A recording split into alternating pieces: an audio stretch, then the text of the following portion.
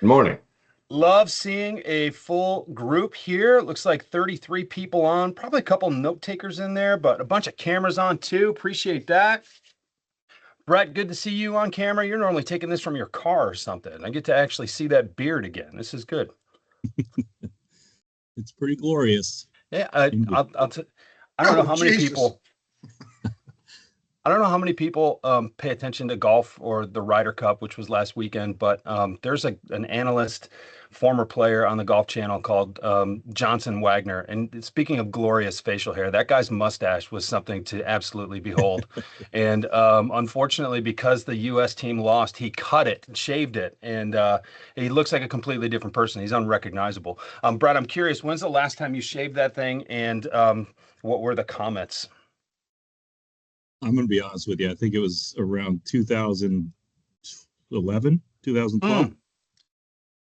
My wife would probably leave immediately. So, Okay.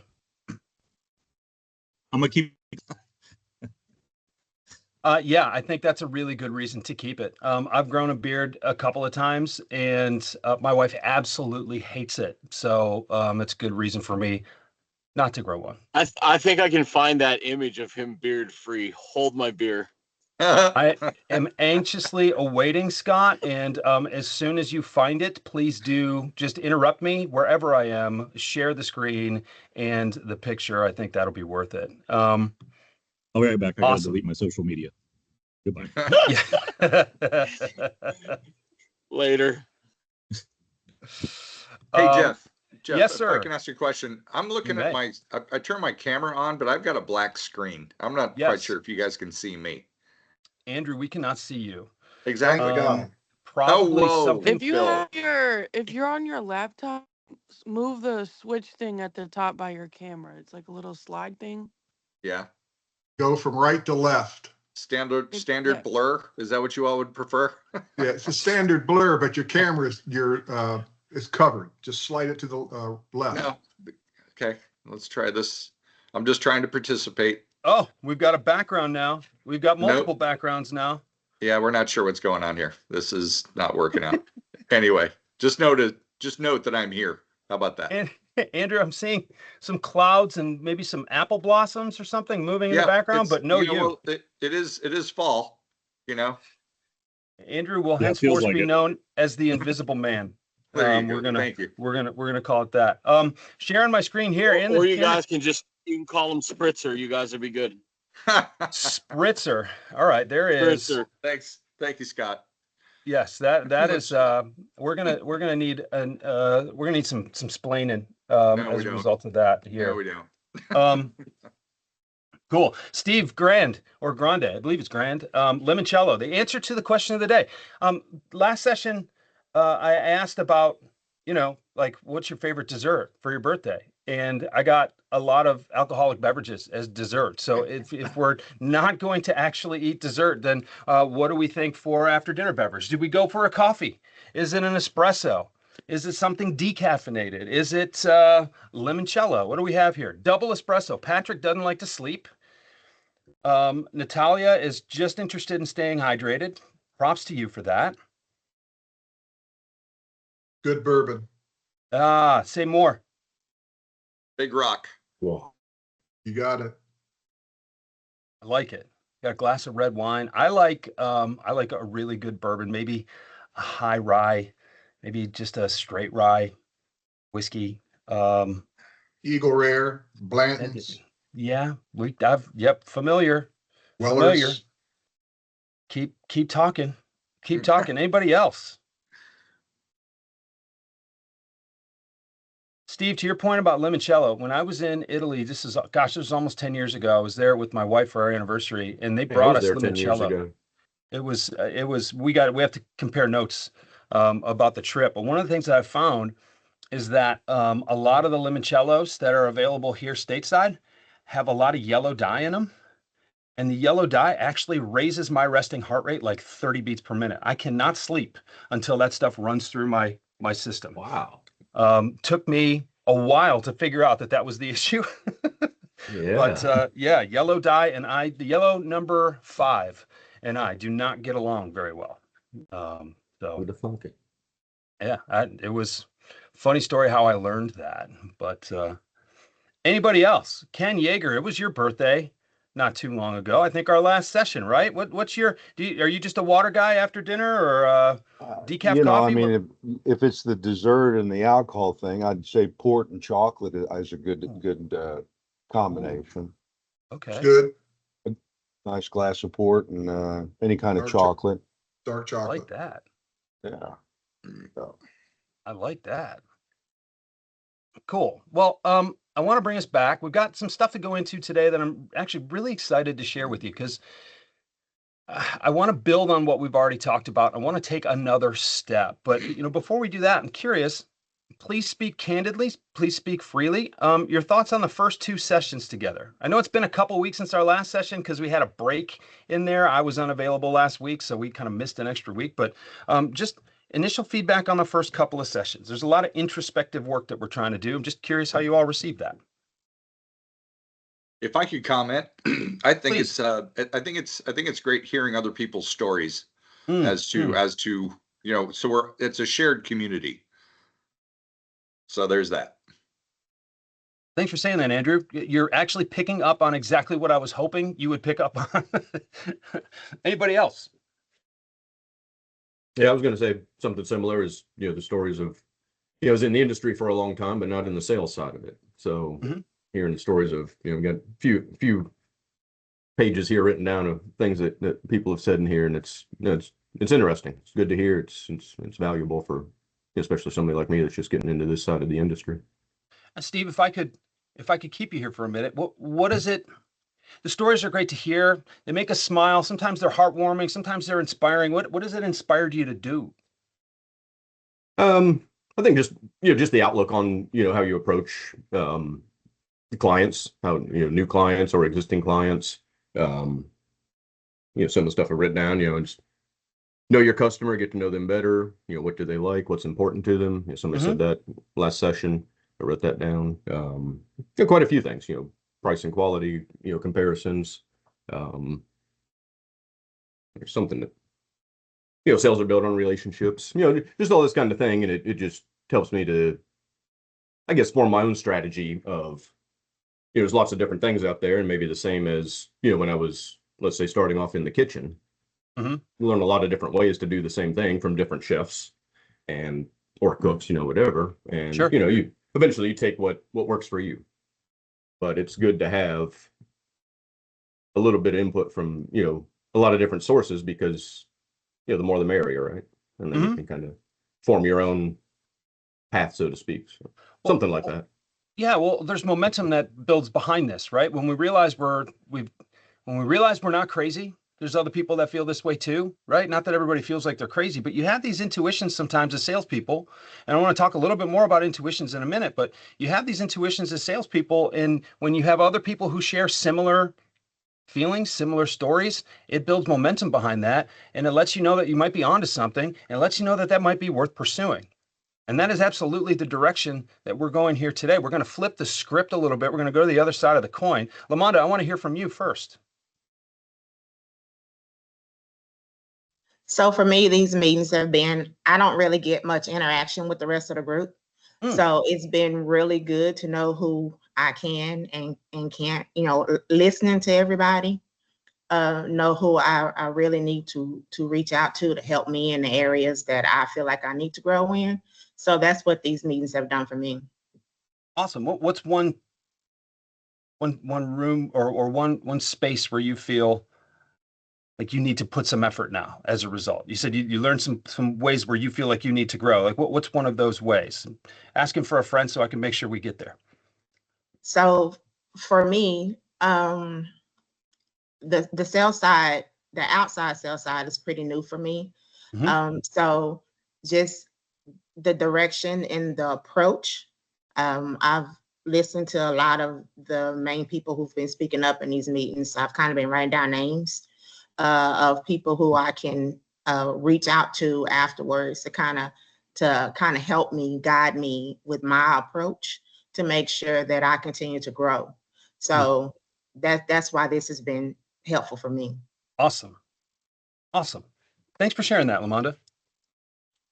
I'm going to start to kind of get into what we're going to talk about today, unless someone else has something that they'd like to share. I don't want to cut anybody off. If you've got something you want to add, I've got time for that. Going once, twice. Cool. I'm going to have, I'm going to ask, excuse me. I'm going to ask just one more time today. If you are here and able to put your camera on, please do. If you're driving, please don't. But if you can put a camera on, if your laptop is capable, if I'm happy to see the trees swinging in the breeze there, Andrew. I know you're still trying to figure that out. Maybe before next time we can get that figured out. Yeah, so if you can join us via video, please do. It makes it just a lot better for everybody. The second thing, and I'll mention this again at the end, but while we're talking about it, speaking of being in your cars, next session, I'm going to need you to be someplace where you can sit still, because we're going to have some exercises to do. Some of the stuff that I am talking about, I'm going to lay out some exercises for you. I'm actually going to give you space and time to do it, and then we're going to talk about it. So make sure you're not driving somewhere next session. I believe that's 2 weeks from today for you guys. Make sure you're not driving somewhere because we're going to dig in and actually do some writing. So with that said, I want to move into today and kind of transition from where we've been going into, or I'm sorry, where we've been into where we're going. And, we spent the first couple of sessions together knowing ourselves. If we go back to those 7 steps to sell like you, it's 1, know yourself. We need to understand some of the things that drive us, because these are the things that we get taken for granted. Some of those intuitions are easy to write off. I don't know how many times I've asked experienced, especially earlier in my career, I've asked, people, experienced sellers, I'm like, what do I need to do to get better at this? And time after time after time, I hear, you know what, Jeff, it's all about relationships. I'm like, okay, thanks, Bob. Shocker. Well, how do you build those relationships? Well, I just show up every time, answer questions when I'm asked and, just do the right thing. I'm like, okay, so it's about customer service? Well, yeah, that's a part of it, but not all about part of it, right? So what we need to do is really dig into our half of that equation, which is, what do we bring to the table? Why do we bring it to the table? Right? That was our first thing is it was, what is your why? And then we spent last session thinking about, okay, what are the things that are differentiators for us? What are some of those things that we might take for granted that we need to codify a little bit more? And one of the things that I've been thinking a lot about recently is how many successful salespeople can, at a surface level, talk about the broad themes of what has made them successful, but really can't dig into the details. They're really good at understanding that they're successful, but they're not really good at codifying that and explaining it to someone who's brand new. And then the other gap there is, Bob, for instance, in this hypothetical example, has been doing this for 20 years. The way you build relationships today is different than the way you built them 20 years ago. So the first key to understanding, in this case, we've got some newer salespeople on the call, as well as some veterans. The first step in understanding how we can get better is understanding what we already do well.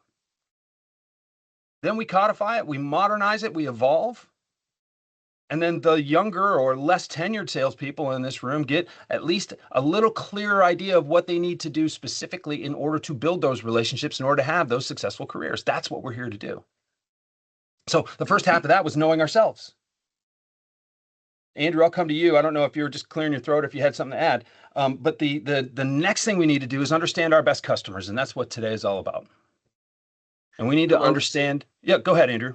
I would say that knowing your best customers are your customers knowing you, knowing that we have empathy for their current situation, because if they're reaching out to us, they're in need. And to be on the operational side of the business for the last 40 years, I'm only 21 years old, but anyway. Sure. Yeah. So, but being on the operational side, that if you need a piece of equipment, or if you need a service call, or if you need whatever the need is, you need to put yourself in that chef's or in that cook's shoes, and reacting to them and giving them the service that they are asking for, or requesting, or whatever the situation is. No, they're in a hot kitchen. and they got something that they need, and it's my responsibility to make sure they get it as quick as possible and sufficiently as possible also.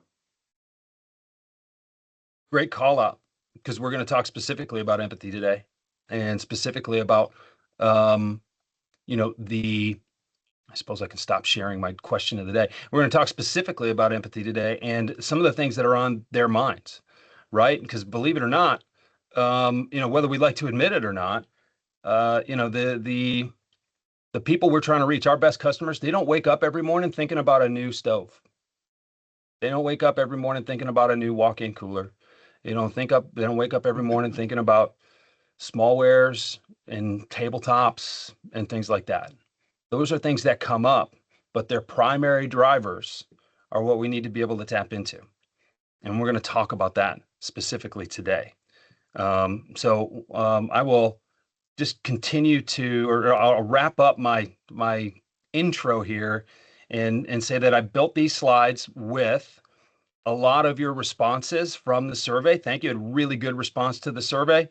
This time, there will not be a survey every time. There will be little challenges that I give you at the end of every one of these sessions so that you can put these lessons into play.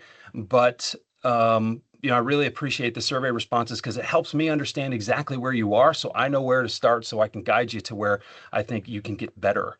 I put some of your responses into these slides, and then I'm also going to ask you today to dig a little bit deeper. And I'm going to mention some things that are a little bit contrarian.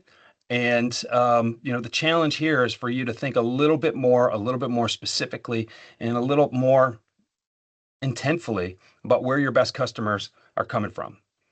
Because if we really understand our best customers, we can understand how we can build their loyalty. We can understand how we can find more like them. We can understand how we can ask them for the referrals to more like them so we can grow our business. And we also are going to have a really good idea of where we can divert our efforts, you know, away from. Quite frankly, I don't think that's the best way to say that, but there are going to be, and I noticed this in my career, even when I was well established, I would be distracted by people I thought I should call on when I really shouldn't have been spending any time on them. So we're going to identify some of those boundaries here today. Brett, do you have anything you want to add before we get going, or I'm just calling on you because you're right there front and center on my screen?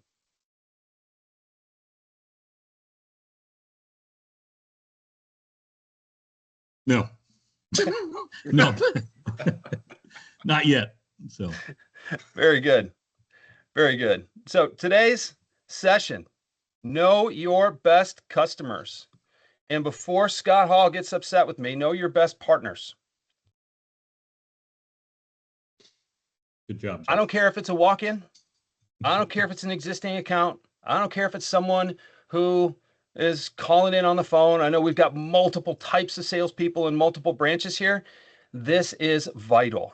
You need to understand not just who they are, but you need to understand why they're buying from you. You need to understand the motives behind why they're buying from you. And you need to understand some of the reasons that they wouldn't buy from you, right? And well, I don't want to bury the lead, but that's an important question to answer, or to ask yourself and to answer it, because sometimes you just need to know where that boundary is so you're not trying too hard to impact something you really can't impact.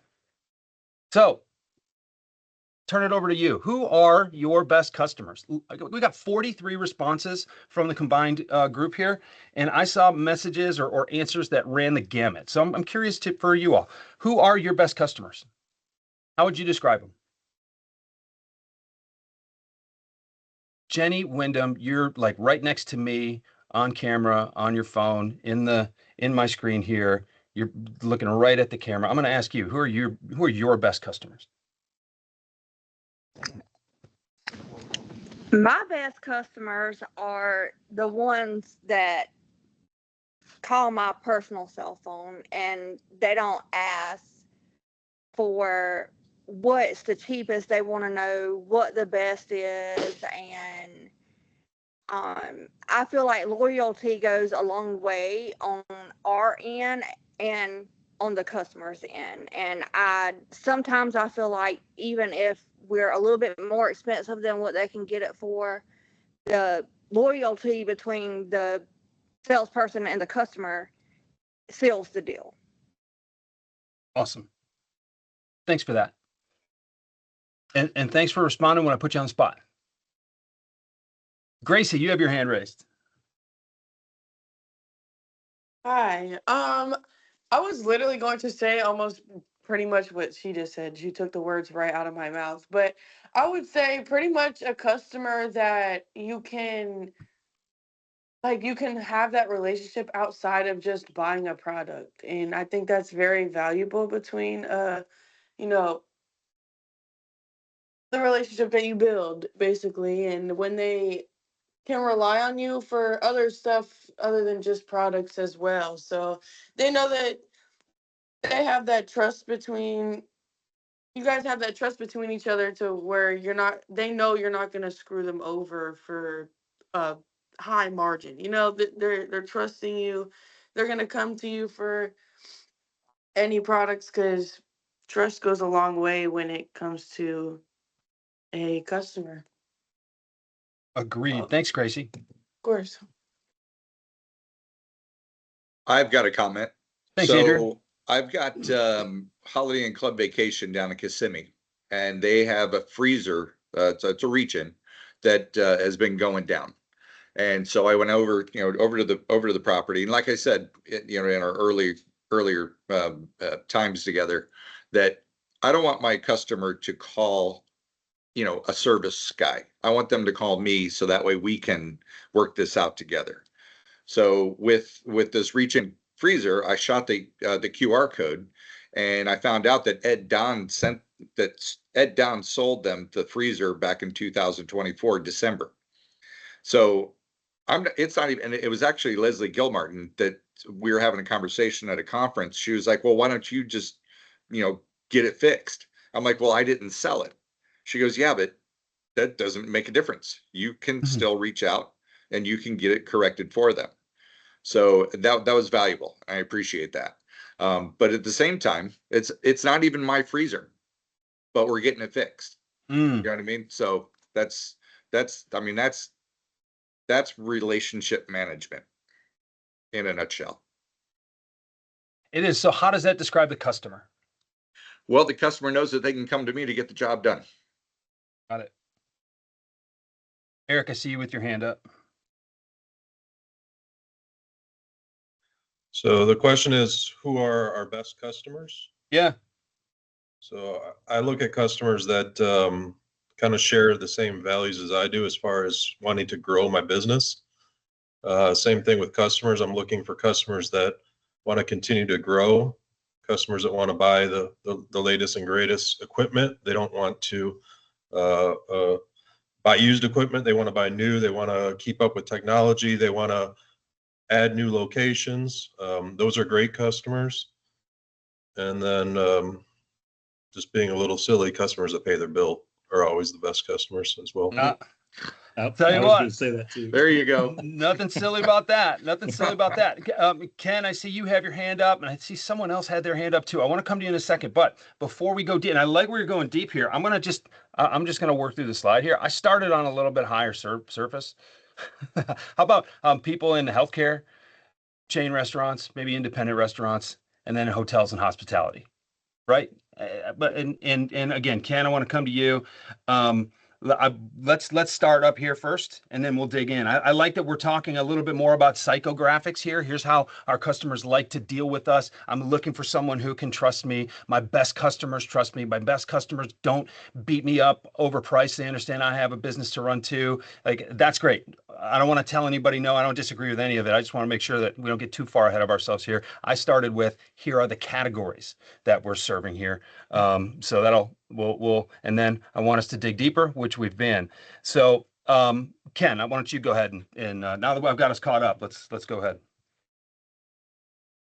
You're on mute, Ken. You were spitting straight fire too. I could see it. You had that look in your eye, and we just couldn't hear it. You're still muted, actually.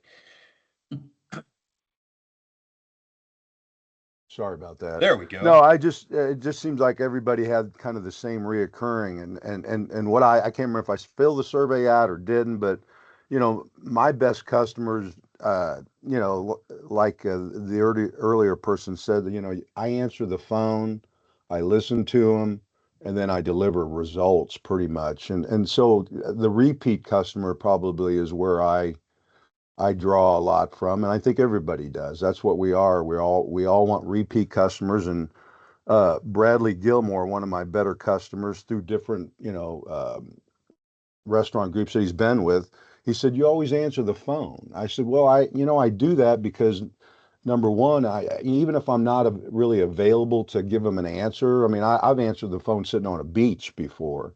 I just said, hey, I like to direct traffic. So if it is that service call, at least I can give them a service agent, or if it is that, whatever it might be, you can give them at least an answer and get them going on a result, and that's kind of where I find that I have a lot of people that just pick up my cell phone, like another one of our associates mentioned. You just pick up the phone, repeat customers in all Love of it. those categories too, Jeff.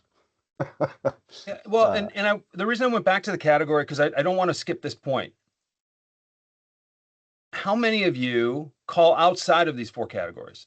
There were a few that were outside of these categories, but like from a category standpoint, do you find yourself gravitating toward one in particular, or do you find yourself really spread out? And this is important from a focus standpoint.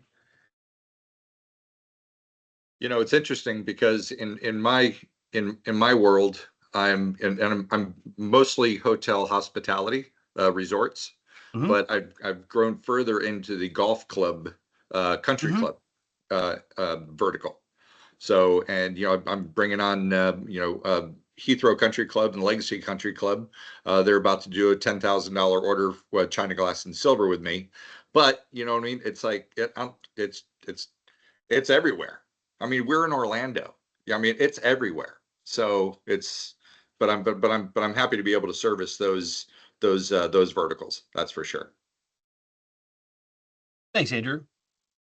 Anybody else find, and it's one thing to move in, and I would say too that when you're talking country clubs, that is very much a hospitality. There's a lot of carryover between their motives and the hospitality industry. I mean, guest experience applies to all 4 of these main categories.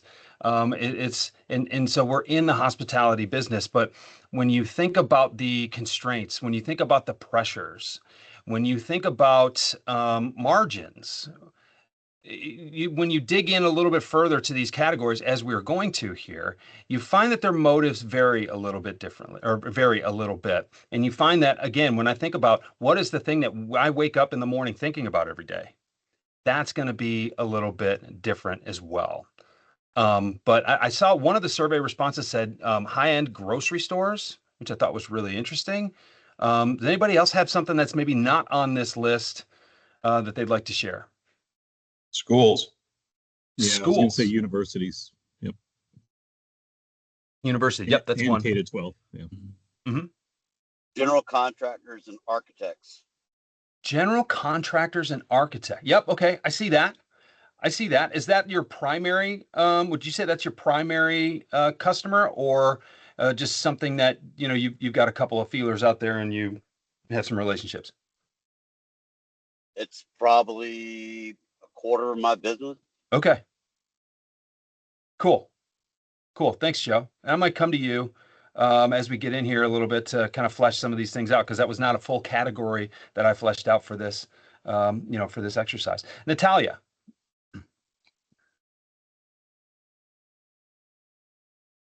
I see you with your hand raised. If you're speaking, you're on mute.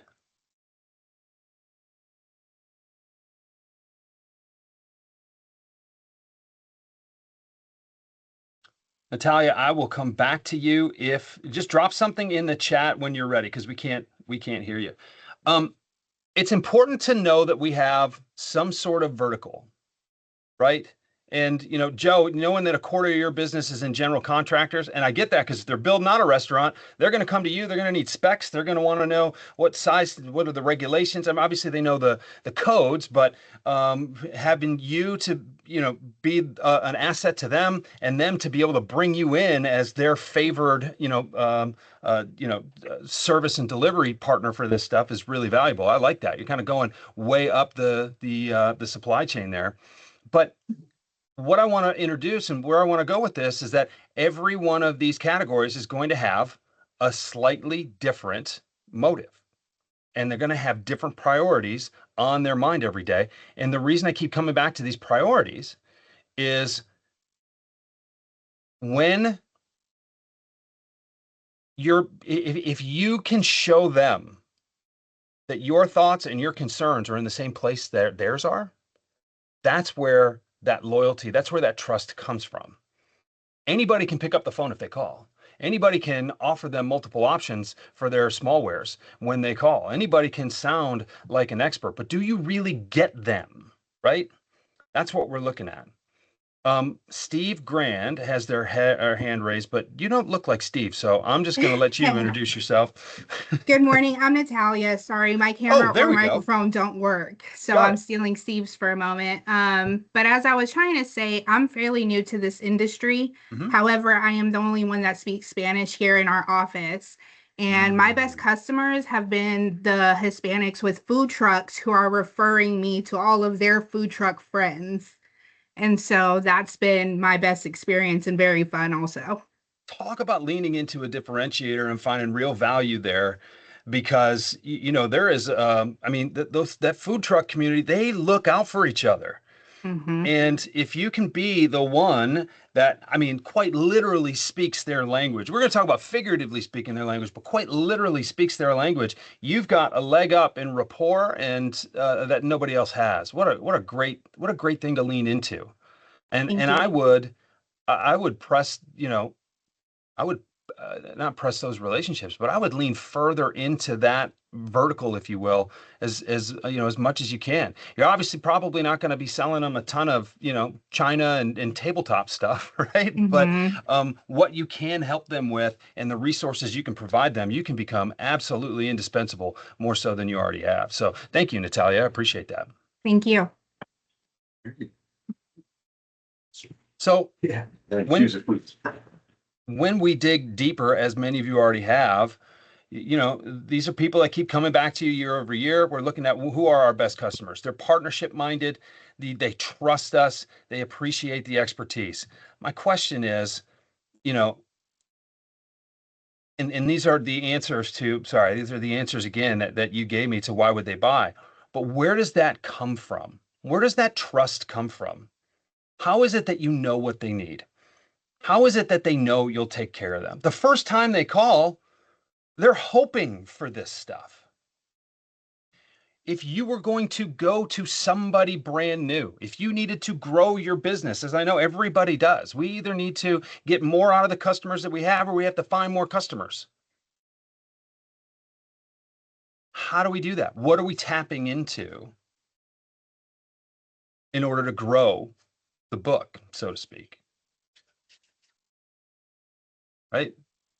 Again, this is the answers you shared with me this morning are very current and very consistent with what I saw in the survey. So that's great. Now, my question is how? And Kevin, you're a top performer, a leader in this cohort here. Curious how you would answer that question. How would you start to build those relationships? What would you tap into if you had to start over brand new? Well, I think it's important to differentiate yourself from your competitor and show why you're better than your competitor. I also think it's important to be part of your customer's team. They look at you as a team member. I think that is very important to, building that trust and those relationships. How do we earn the right to even prove that, though?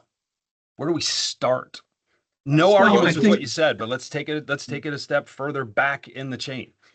Well, I think it's important to bring something to the table that's going to help them be more successful in their business. Bring a new idea, bring a new product, something that they haven't seen before, something, bring some samples into it, show them how they can use this sample to make more money, become more successful, save time, save labor. Finding solutions. I think that's always, front and center to build that trust and that relationship and bring it to a different level. Thanks, Kevin. Yep. Doug, did you have something you wanted to add? Yes, I agree with what he said just now. You know, building the relationship with your customer, and when they call you and they have problems, and you can walk them through how to address it and to come up with solutions to fix the problem and follow through and make sure that it's taken care of. And to me, that's how you build relationships. And that's how I've built relationships with my customers my past 30, 40 years in this industry, is taking the call, listening to the customer, finding out what the issues are, coming up with solutions, putting them in place, and making sure that it's done, and following up with the customer, make sure they're happy. And that's how I've built my customer base through the years. Thanks, Doug. Question for you. How often are they calling you first, and how often do you call on them first? Most of the customers I'm doing business with today, they reach out to me because they panic when something goes down or something's not working correctly. And they know by calling me, if I can't walk them through it over the phone, I will go there in person and see what the issue is and put them in the right direction, or refer them to somebody that can take care of what is wrong. And that's why I think they call me, because they know I will take care of it. Even in some cases, it could be a product that I'm not even selling, but they call me because I can help them. If you understand Awesome. that. I do. Thanks, Doug. Jenny. Now, I was going to add on, I try to be a convenience to my customer. You know, they're running these restaurants, they're extremely busy. If I call them, they may not have time to talk to me, but if they can text me, it's like, I'm here, I'm convenient, I respond, they respond back. And I have a lot of customers that ask me, well, what would you do? How would you do this? So I feel like once they trust you, and they go to you first for everything. So yes. True. Thanks, Jenny.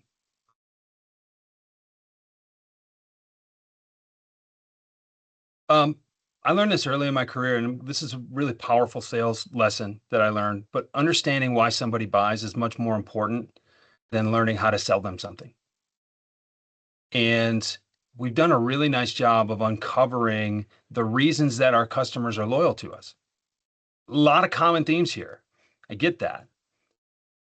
What I want to go is, like, let's dig a level behind that. Where does that start? And we've got a lot of experienced salespeople here, and it's really nice to have your customers call you.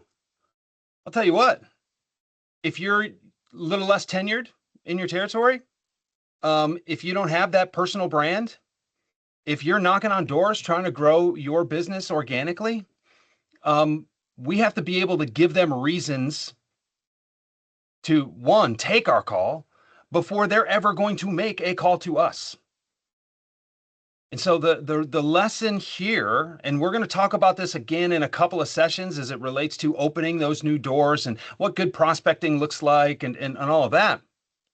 But a fundamental tenet of this, and really the reason that I ask these three questions the way that we do, is why is someone buying anything, let alone buying from us? What are they trying to accomplish with this purchase? If they just need flatware and china, or melamine for that matter, right? They need something to eat with and something to eat off of on their tables. Okay, great. But what is it that they're trying to accomplish? Right? What is the experience they're trying to provide? Like, let's think a little bit more critically about where these, what the motives behind why these purchases are being made. So every customer needs the same thing, right? Let's just consider it a restaurant. Maybe it's a dining hall at a in a healthcare facility. Maybe it is a country club, or maybe it's a hotel restaurant, or something like that. And let's just pretend that we're, for the purposes of this, everybody that we're talking about is sitting down to eat. They need utensils, they need glassware, they need plates, they need bowls, they need, serving dishes, things like that. But there are tens of thousands of versions of those 5 things that I just listed.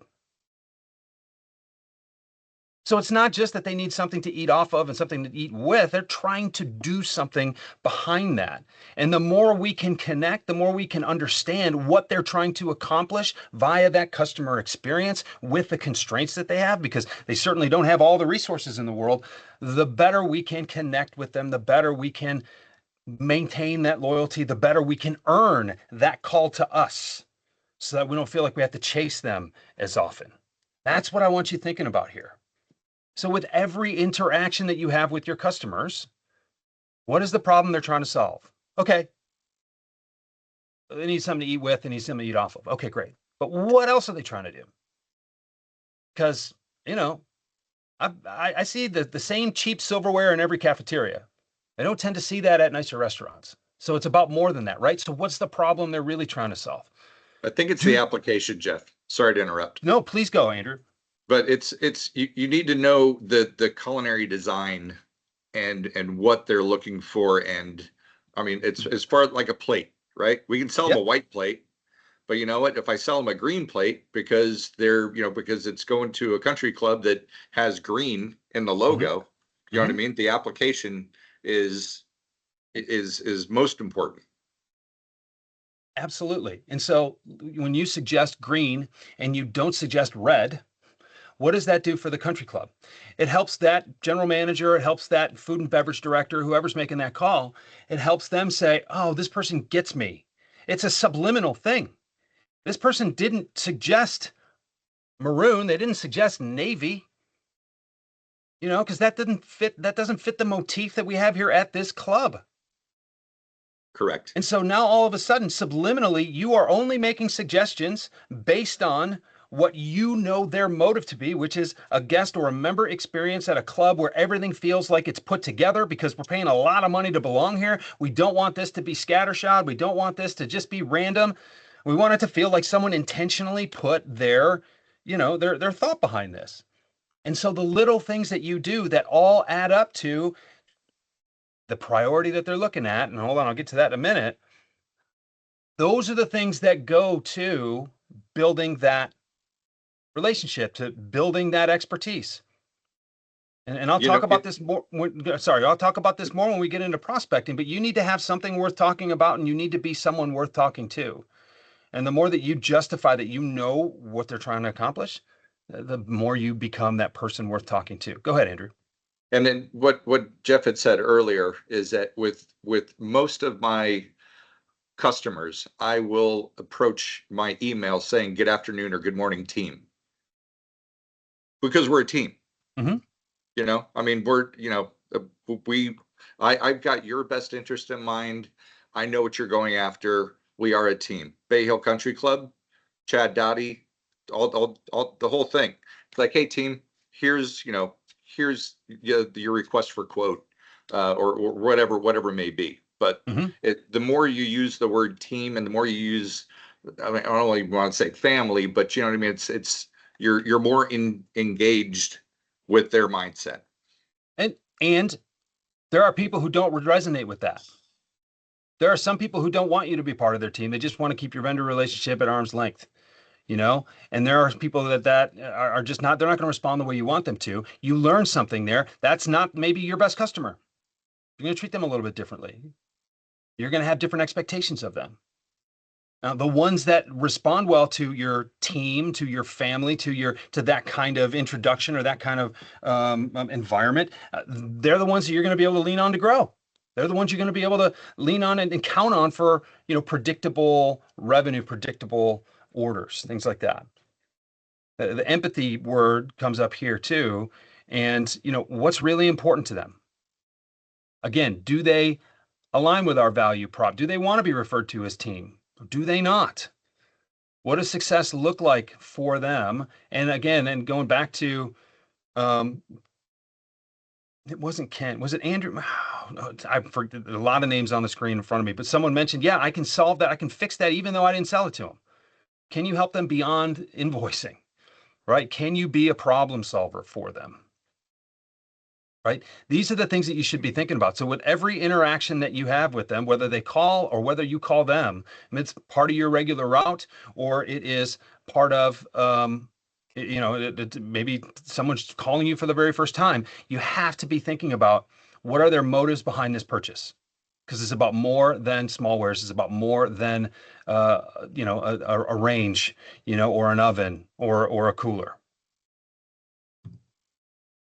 So I've broken these down for you by category. And Joe, this is where I'm going to look at you for a little bit of help once I get through the last of these 4 here. But, what is the daily worry, or what is the thing that the healthcare senior living directors wake up thinking about? They're thinking about keeping residents happy and also staying in compliance. They're measured on patient satisfaction scores. They're measured by pass fail, whether it's Joint Commission or, some other regulatory body that's making sure that they're keeping it between the lines. Right? And they're making their equipment decisions based on that. Chain restaurants are worried about consistent brand experience. Is this location the same as the one right across town? So you have those standards, you have those guardrails to stay within. And, their metrics, they're worried about operational efficiency and their same store growth. Right? So are we speaking in terms of the motives? Are we speaking in terms of the way they're thinking about their business? Or are we just fulfilling orders? And again, when we think this way, when we think along these lines, when we are aligned, when our motives are aligned with theirs, that's how we earn this trust. That's how we earn these calls coming in. That's how we earn the right to not have to go to the absolute bottom percentage of profitability and margin that we can in order to hopefully keep the business. Everything is my contention. I've built a career around this. My contention is that everything you're saying is important to you about your best customer relationships is founded in having your motives aligned with theirs. Independent restaurants do not have the same desires as chain restaurants. Most independent restaurants are competing with those chains and they want to provide something vastly different. So when you're making recommendations, you don't want to sell them the same thing that whatever Applebee's has, right? So how do we compete with them while staying individual, while we stay profitable, how do we create loyalty to this experience while also keeping margins, because we don't have the protection of the buying power in many cases of those big chains. Hotels and hospitality, is this a memorable experience? This is a one-off for many of them. Why would they come to our hotel? Why would they come to our property? Why would they eat while they're here? Why would they eat at our, restaurant when they can go so many other places? I will tell you this, when I'm in a new city, the hotel restaurant is often the last thing I will consider, because I go to a city and I want to know what kind of food they eat there. And I don't want to know what the tourists eat. I want to know what the locals eat. So how do you provide suggestions to them? How do you help them solve for problems when they know they've got people in from out of town who want the local flair, but maybe are willing to leave the property in order to get that? Joe, I'm curious, how would you fill out a chart like this for your contractors or your design architects?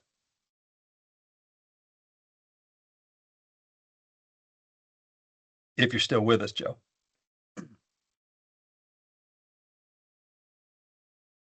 I'm thinking about how to apply all this stuff. So give me a minute or two. Keep talking. Well, I mean, what is it that they wake up every day thinking of, right? They're thinking about providing value to their clients. How do they provide value? By bringing you into the fold. That's a good question. And way and you I know what? approach it. This took me a little while to think about too, and it may take you a little while to think about, but like, and so I don't mean to put you on the spot unless you're ready, but But like, yeah, go ahead. one of the guys we're talking about team, and so it's you look at it, what's the best? We're both in the best interest of the customer. So a lot of times you go into where the architect has maybe overcomplicated the design, or he's gone in and best you can do that not for the customer. You work with the architect and talk about logistics and flow with the best interest of the customer, and then when you're with the customer, you get an opportunity to explain the difference in equipment, the different style of cooking, whether you're going to go with traditional cooking equipment or you're going with combi ovens. With the architect, one of the biggest conversations you have is the makeup there with the exhaustion system, explaining to the customer, how that's so important to their environment in their kitchen. When you get more to a general contractor level, it's being there for them when they need you to. They're going to call you out of the blue with questions, having the team aspect of your installers, and whether it's exhausted or walk-in coolers readily available to go to these meetings, being able to know all the utility requirements, and not only that, it's to understand the soda gun lines, to understand the tea urns and coffee urns, to understand, there's oil recovery systems. So it's not only knowing about your and other companies that may lease dishwashers. So it's not only knowing about your business, but it's knowing about the business that others have that are part of this construction project. So you're just you're bringing a lot to the table besides yourself. Yeah. And thanks for that, Joe. So if I'm thinking about a contractor, I'm thinking, okay, I need to design. If I'm an architect, we'll handle them each separately. If I'm an architect, I need to come up with a design that's going to be functional. I need a little bit of know-how about the equipment that's going to be put into that, or could be put into that space, so I can make sure that it's functional. And you are then providing the resource for that architect to make sure that they can delight the customer on the receiving end, it's approving. That's the word I'm looking for. Approving those plans for their facility. When you're working for the contractor, the contractor is going to need to understand the specifics of the equipment, and you're helping them to provide an experience for their customer because you can give them expertise that they wouldn't have on their own. Right? So I understand how you fit into that. Let's think about what they're concerned with. They're concerned with, hey, I'm putting together a sensible design. And then they're saying, I'm interested in installing this stuff with the least amount of setbacks, with, staying on time and on budget. And, you're coming in helping them to do that, right? So that is your value proposition to them based on what their value proposition is to their customer. That's how we want to think about this. Lamonda? I work with a few contractors myself. And one thing that I come across is by the time it gets to me, they've already got a budget. So their idea is, okay, we have to stay within this budget, even if you can recommend me something other that's already been spec'd. So a lot of times they already been given a budget. So they're just trying to find the supplier that can stay within their budget on the contractor side. Thanks, Lamonda. When we sum all this up, the equipment itself is rarely, if ever, the priority. The success of their business is. So how do we tie our equipment? How do we tie our expertise to their success? This is the take-home message from today. Just got a few minutes here. I want to go through this. This is important. why wouldn't they buy? What I heard from you, price concerns, trust issues, knowledge gaps. Some of you are newer, and availability. Lead times don't always, lead times don't always work. Okay, so that's a fair thing. The quick and dirty on this question is knowing when not to call on somebody. Because as we're going to talk about next week, we all have the same 24 hours in a day. And I don't know anybody who likes working 20. So how do we grow? Well, first we grow by maintaining our business. Second, we grow by making sure that we can help people who, other people can't in ways that other people can't. But we also need to know that we can't afford to spend time where it's not going to be appreciated or it's not going to be fruitful. And if there are real bona fide reasons why they will not buy, you know what? I can't approach that chain because their margins are so thin that they can't afford to buy anything from me. Okay, great. You know what you've just done? You've eliminated someone from your attention span. That's a win. That is a win. So when we think about our best customers, they value long-term relationships. They appreciate candid advice, service, quality. It has value. It also costs something, right? And, look, I know this was said, Eric, you mentioned this as kind of an aside, kind of a joke. Hey, when they pay their bills on time, it's a big deal. It's a big deal. I don't want someone who's going to be constantly on and off credit hold. I can't rely on that person. And as much as I want to help them, because hopefully I can help them get their business to the point where they can pay their bills regularly, you know what? Sometimes I just can't get involved with that quagmire of a situation. So when they are partnership minded, when they appreciate who we are, that's a sweet spot for us. When they're very transactional, it becomes very challenging. So we have to know where we can play the best, and we also need to know where we can stay away from. I agree with that. 100%. But I had a reference from Winter Park Racket Club that got me into Interlaken Country Club because the two general managers are, well, actually the CEO, they're friends, and they're like, okay, well, I need chairs. So we're doing a whole new table chair thing happening at Interlaken, and Ian gave my name to the GM at Interlaken, or the AGM, and said, call AJ, he'll take care of you. That's exactly what we want.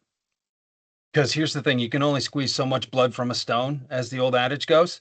And if we're not eventually growing our own customer base in terms of the number of customers we have, we're eventually going to stop hitting targets, and that's no good. Nobody wants that. So here's my challenge for you all in the next 2 weeks before we get together again. When's the last time you asked your customers why they really chose you? If you're an account manager, if you're out in the field, maybe you're an inside account manager, ask them a couple of questions. Ask them questions like this. Okay. And if you are just taking inbound calls, maybe on the phones, maybe in the showroom, ask them these questions. Some of these are easy to remember. Some of these are easy to take for granted. And if you're not routinely asking asking these questions of your customers, you end up taking things for granted that we end up either not maximizing the value of the relationship, and not just the monetary value of the relationship, but not maximizing the relationship. We also miss opportunities. I don't want to see that, neither do you. So that's my challenge for you before the next time. Next time, what we're going to talk about, I'm actually going to give you some tools to have these conversations. And we're also going to talk a little bit about territory management and identifying the best customers and where we should be spending our time. So really looking forward to that. We've got a minute left. Does anybody have any comments, or do you want your minute back? Jeff, I have a comment. Please. One area that you haven't really talked about that I feel like we miss out on is follow up after the sale. The sale doesn't end when you deliver the piece of equipment and get your money. You need to call the customer and you need to discern, did we get you the right stuff? How did our delivery go? Was everything smooth? Were you happy with what we did for you? What are you looking at doing next? What is your next goals? that follow-up phone call or meeting oftentimes brings you to their next project ahead of all your competition, because you're using that opportunity to figure out where they're going next. And then if you did have some hiccups or some not so smooth, follow through with, say, delivery, or maybe something was missed, it's just not the perfect piece of equipment, it gives you the opportunity to make it right or to see what you can do with the customer. But oftentimes we call them to ask them what we can do for them. We follow up with ideas and giving them quotes and making the sale, but we don't follow up after the sale. Not until Love they that. call you for something else that they need you to price. The only thing that I will take, the only comment that I'll argue with you there the only thing I'll argue with you there, Sheila, is that I haven't gotten to it yet. Okay. This is session 3 of 12. It's all coming. I promise you. No, that's a big part of it. As we look at this curriculum and build it out, it's a big part of it. Thank you for bringing it up, though, because you're absolutely right. That is one of the simplest ways to. I'm not just going to repeat what you said. I agree with everything you said, and we're absolutely going to cover that, as well as when, how often, what that looks like, and how to maximize it. So yeah, thank you for bringing that up, Sheila. You always have really good comments. I love when you contribute on these calls. It's 11:01 my time, 10:01 for some of you. Thank you all today. The engagement was great. I appreciate all the cameras being on. And like I mentioned at the top, next time, make sure you've got something to write on. Make sure you've got something to write with, and that you're not driving while you're trying to do that. Because we've got, we're gonna take a look at our current customer base that way. So, cheers, everybody. Have a great weekend. Thanks again. Thank you. Thank you, Jeff. Everybody have a Thanks, good Jeff. weekend.